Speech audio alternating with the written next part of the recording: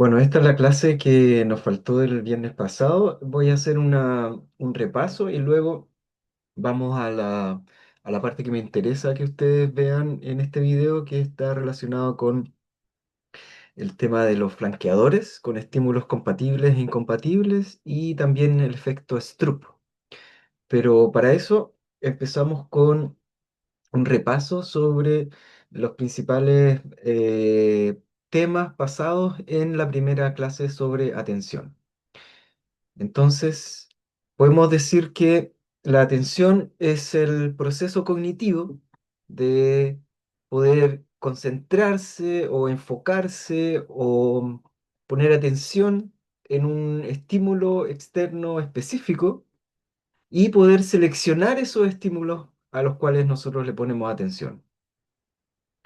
Esto se llama atención selectiva y vamos a estudiar cómo estos estímulos a los que nosotros le ponemos atención depende mucho su características, su naturaleza y también la posibilidad que nosotros tenemos de entrenarnos, de tener un frecuente contacto con estos tipos de estímulos.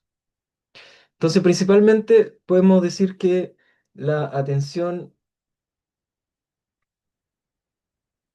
nos permite enfocarnos en un estímulo y al mismo tiempo ignorar otros estímulos o no atender otros estímulos. Entonces, por ejemplo, ¿se acuerdan cuando hablamos sobre este fenómeno que estudiamos sobre una fiesta donde personas se comunican y estamos rodeados por un grupo de personas que estamos hablando sobre un tema específico y tenemos la capacidad de desatender o no poner atención a la conversación que está al lado, ¿cierto? Al lado de nosotros. Entonces, lo que han descubierto estos investigadores es que ocurre un fenómeno de filtro que nos permite desatender información y poner atención en información relevante. Este, este paradigma se llama paradigma de audio dicótico y principalmente es cuando nosotros podemos atender a un mensaje y al mismo tiempo repetir ese mensaje. Y en el otro oído va a pasar audio o información que nosotros debemos desatender.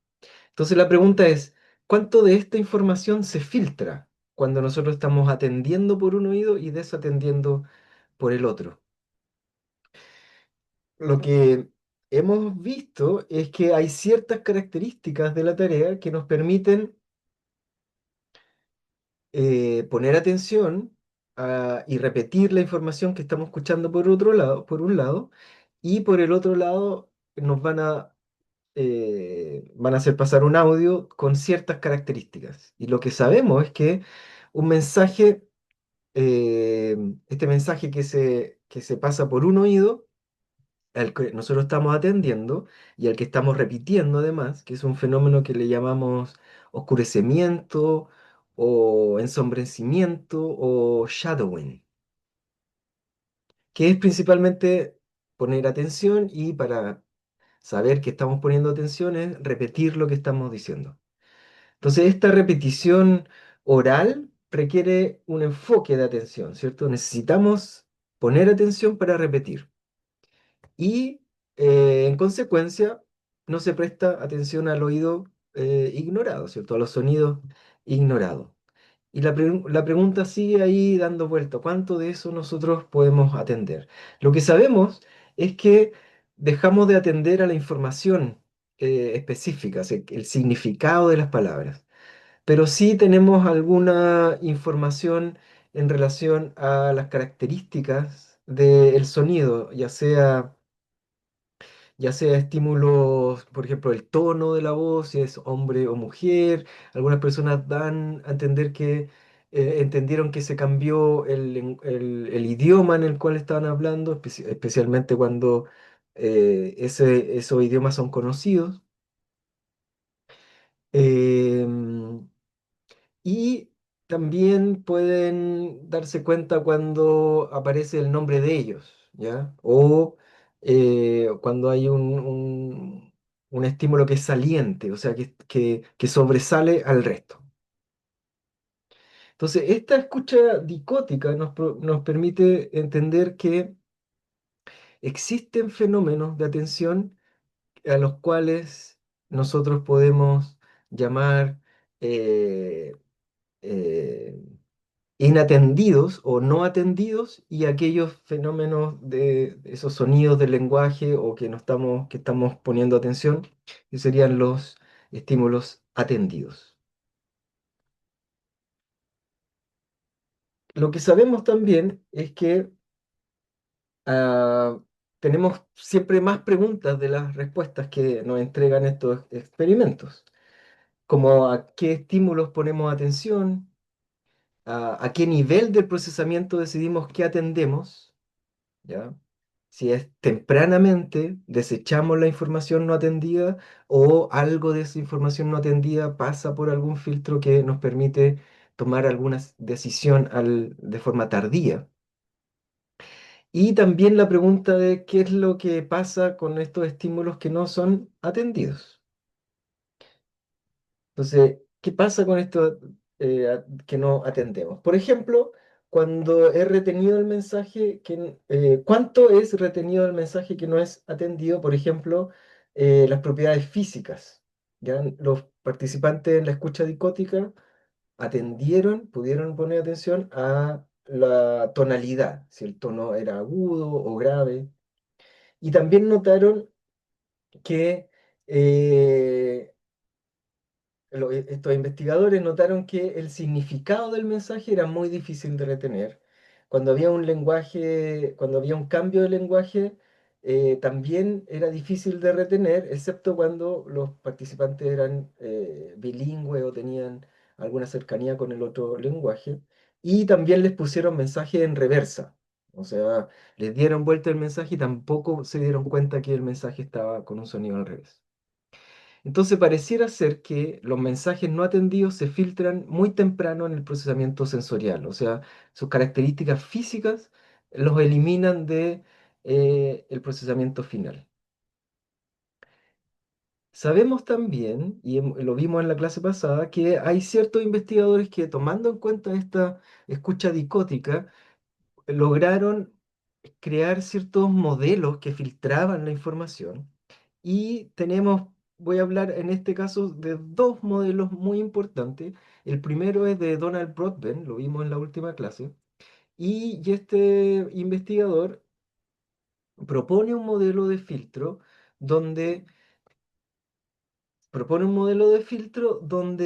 las características físicas quedan filtradas completamente, y él habla sobre un filtro tipo de cuello de botella, o sea, solamente a lo que ponemos atención es lo que pasa al procesamiento cognitivo final o al procesamiento de esa información final, y el resto queda fuera. Entonces le llama a este modelo de todo o nada. Y este modelo luego fue criticado por otras investigaciones, y eso es lo interesante, que se pudieron hacer ciertas modificaciones de acuerdo a los experimentos o evidencia científica en relación a la atención. Em, y también tenemos que saber que en relación a estos modelos atencionales o de atención, es, surge el concepto de saliencia, o sea, aquellos elementos que sobresalen por el resto de los estímulos que están presentes en el ambiente.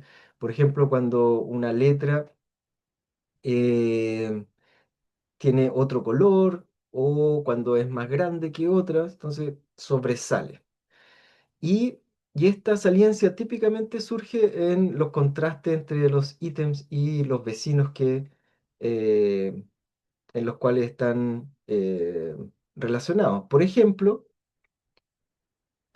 aquí ustedes pueden ver un número determinado de letras que son puras A, y el concepto de saliencia ahí me dice inmediatamente que lo que ustedes van a focalizar su mirada va a ser en la A roja que está al medio.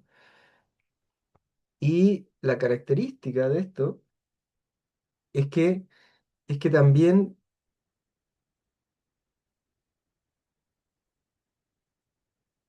lo siento, y, y también podemos ver que en el otro cuadrado donde las A son rojas, la saliente es negra. Entonces, la saliencia por color, por ejemplo, es muy, eh, nos permite estudiar cómo los estímulos exteriores nos, nos permiten enfocarnos o poner atención a estas características.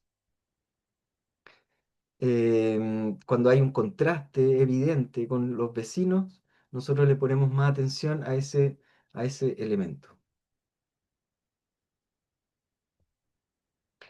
Hay otro modelo de procesamiento de la información, cuando estamos poniendo atención a estímulos externos, que está basada en el filtro de Broadbent, pero tiene un mecanismo diferente para filtrar.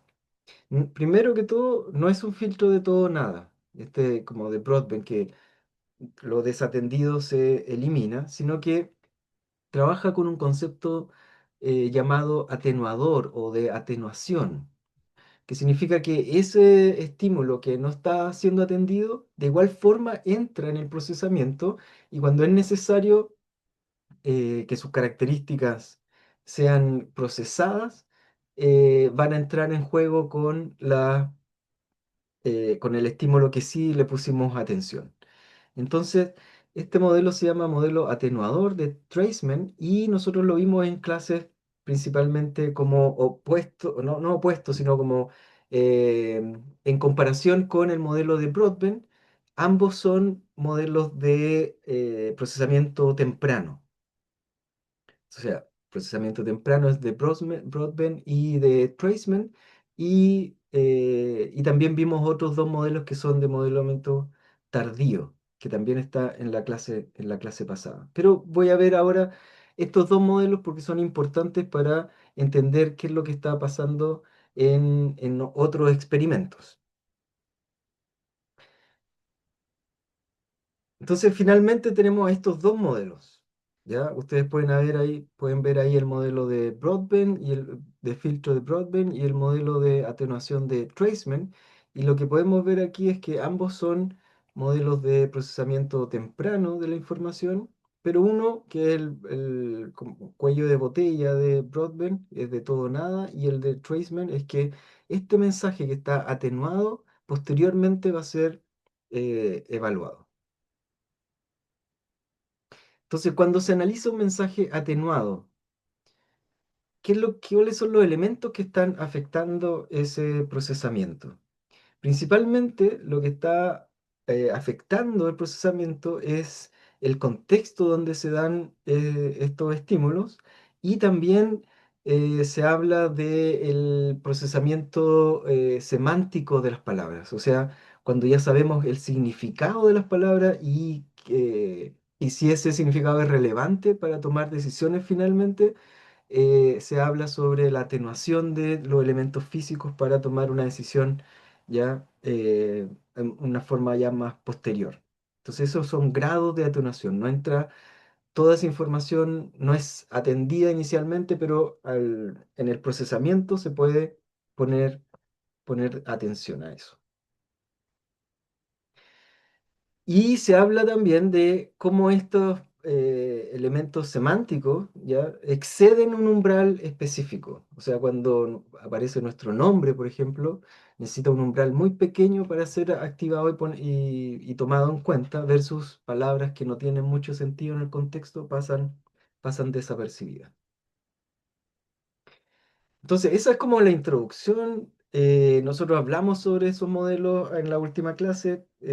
Sería bueno que revisaran ese material y la primera parte del capítulo de atención.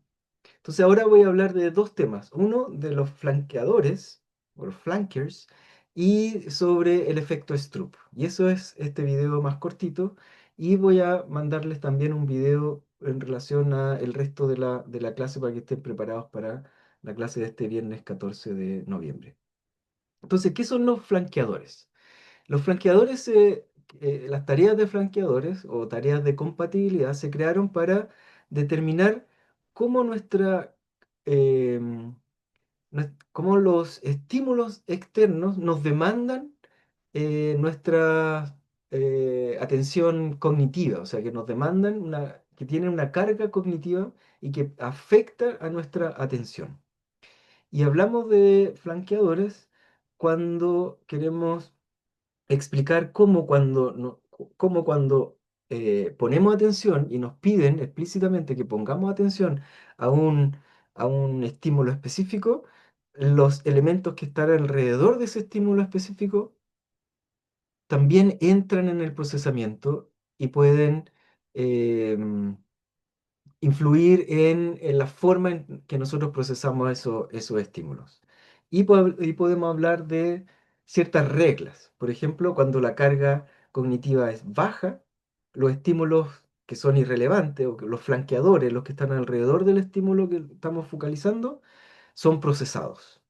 O sea, cuando es carga baja, los estímulos irrelevantes son procesados y cuando la carga cognitiva es alta, o sea, hay mucha demanda de carga cognitiva, necesitamos mucho esfuerzo y mucha atención, esos estímulos que están alrededor, lo que le llamamos estímulos irrelevantes, no son tomados en cuenta o no son procesados.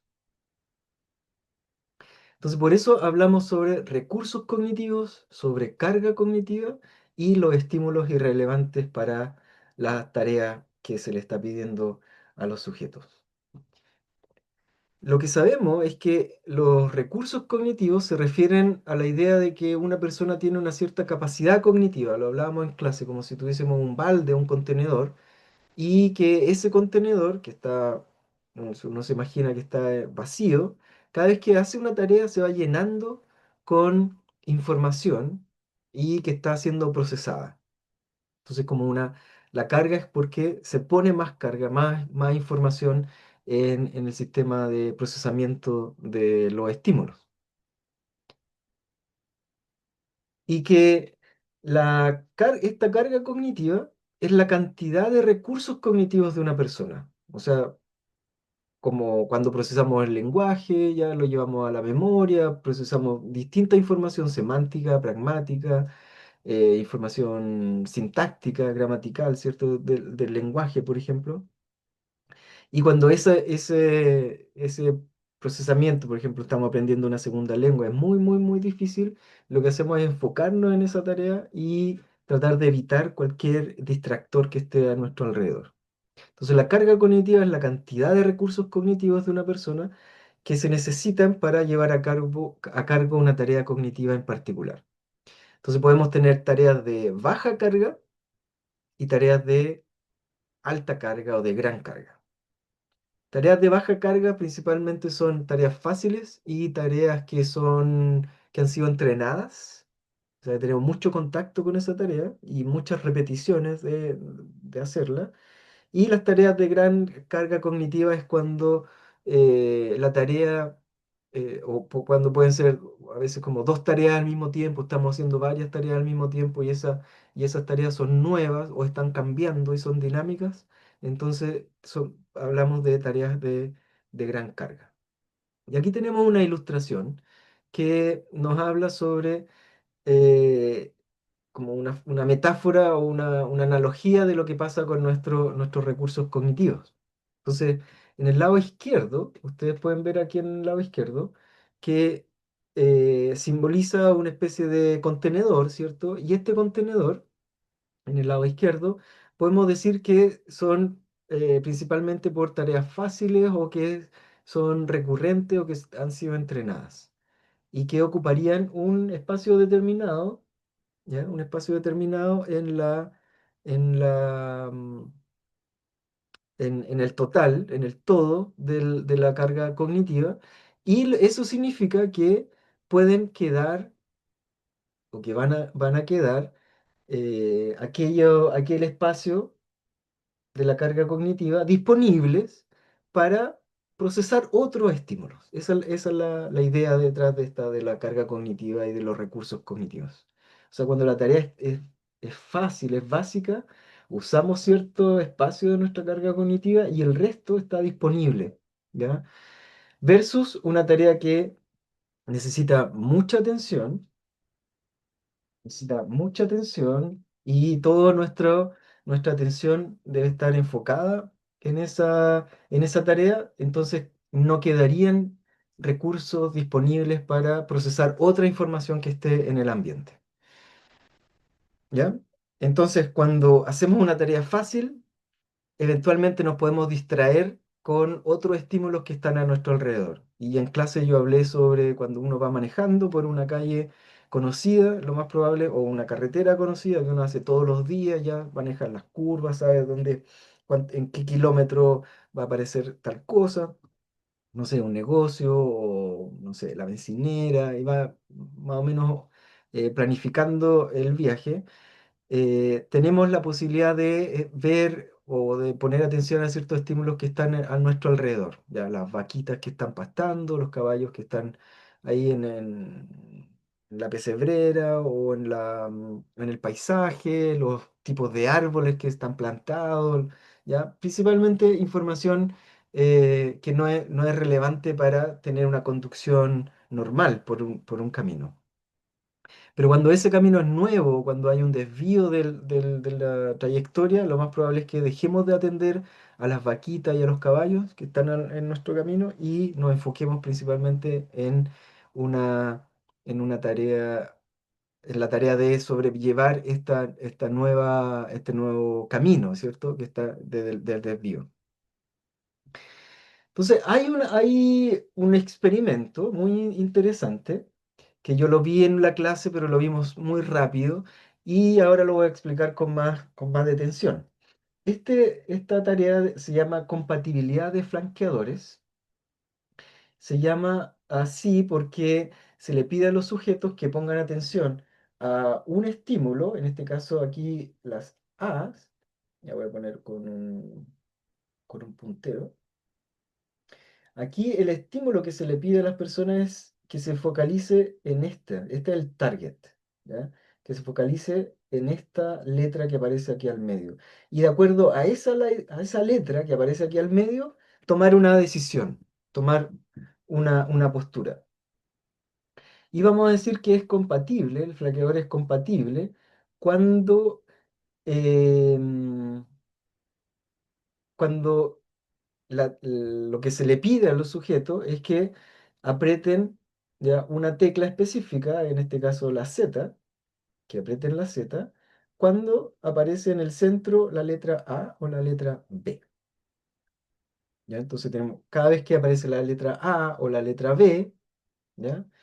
Por ejemplo, en este caso aparece la letra A, pero está rodeada o flanqueada, ¿ya? Rodeada o flanqueada por esta letra que también nos da la posibilidad de apretar la misma tecla. Entonces, cuando está la A o está la B, yo aprieto la tecla Z y decimos que los flanqueadores son compatibles porque eh, aparece también la misma letra que nos da a entender que tenemos que apretar la letra Z. Versus los flanqueadores o la manipulación incompatible, donde apretamos la letra Z, pero alrededor están otras letras donde tenemos que tomar la decisión de apretar otra tecla, que sería la tecla M, ya, en el teclado del computador. Entonces tenemos la Z a la izquierda, la M a la derecha. Cada vez que aparece una A o una B al centro, apretamos la letra Z. Cada vez que aparece la letra C o la letra D, apretamos la letra N. Y esto es muy rápido. Son milisegundos.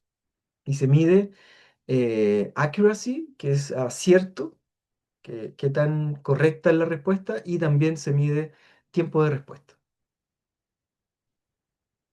Y también tenemos una manipulación que le llamamos neutral, donde ninguno de los dos, o sea, ni la A, ni la B, ni la C, ni la D, aparece como flanqueadores. Entonces, ¿cuáles son los resultados de este experimento? Los resultados de este experimento de Eriksen y Eriksen del 74 son que La, ok, los resultados son que las respuestas más rápidas son cuando los flanqueadores son compatibles. Y la respuesta más lenta es cuando los flanqueadores son incompatibles. Y una respuesta intermedia es cuando los flanqueadores son neutrales, no son no puedo apretar ni la Z ni puedo apretar la M, ¿cierto? Entonces, esto ocurre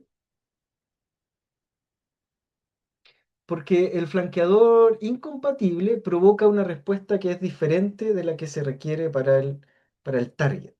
Eso quiere decir que compite con la respuesta que se supone que el participante debe dar al objetivo. Por lo tanto, como consecuencia o como resultado, los participantes no pueden ignorar los flanqueadores, siendo que le están pidiendo explícitamente, por favor, no ponga atención en los flanqueadores, ponga atención en lo que está al centro. Aún así, la respuesta de los sujetos está afectada por los flanqueadores o aquellas letras que están acompañando al target o al objetivo. Esto es muy interesante porque va respondiendo inicialmente a la pregunta de cuánto se filtra, ¿ya? Al momento de poner atención. Es como si hacemos la analogía con la escucha dicótica. Si me están pidiendo que ponga atención a un solo oído, acá con el flanqueador le están diciendo ponga atención solamente a los de al medio. Pero eventualmente en la escucha dicótica también hay información por el lado izquierdo, ¿cierto? O sea, por el otro oído, que lo desatendido, y eventualmente eso también está em, influyendo, ¿ya? Tiene cierto efecto en la respuesta que nosotros podemos dar al estímulo que nos están pidiendo explícitamente que pongamos atención.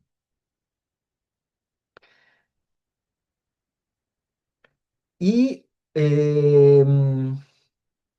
otro experimento que sigue la misma línea en relación a los flanqueadores, pero ya no solamente con tres letras y tenemos que poner la atención al medio, sino que esta tarea sería una tarea donde los participantes eh, se les presenta un target, un objetivo, ¿ya? Y en, en esta tarea de Lavi y Cox se agregan estímulos adicionales. O sea, no solamente están estos flanqueadores de al ladito, ¿cierto? Sino que hay una, como una constelación de otras letras que están cerca del objetivo del objeto del estímulo que nosotros tenemos que responder, ¿ya? Por ejemplo, en esta tarea se agregan estos estímulos adicionales. Ustedes pueden ver aquí la X, pueden ver circulitos o O's y acá una N versus, ¿ya? Otra manipulación donde ya no son puros círculos, sino que hay otras letras y sigue estando la N acá, ¿ya? Más la X, que antes era un objetivo, ¿cierto? Un target. Entonces, ¿qué se le pide a los sujetos? Que respondan, ¿ya? Que respondan si este target, ¿ya? Es compatible o incompatible con los flanqueadores que están a su alrededor. Y a esta condición le llaman una condición de carga baja.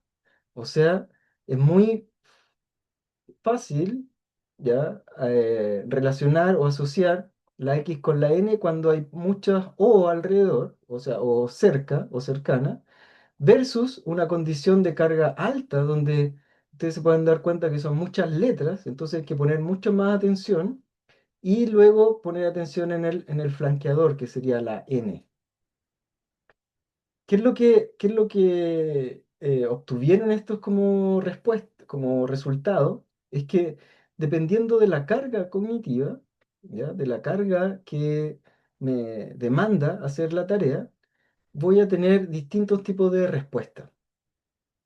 Y acá aparece el tiempo de respuesta comparado con los franqueadores compatibles, o sea, cuando esto es tiempo de respuesta, ¿cierto? En milisegundos, es más lento responder, es más lento, me demoro más en responder esta condición, donde ya hay una carga baja, versus cuando hay una carga alta, se responde más rápido.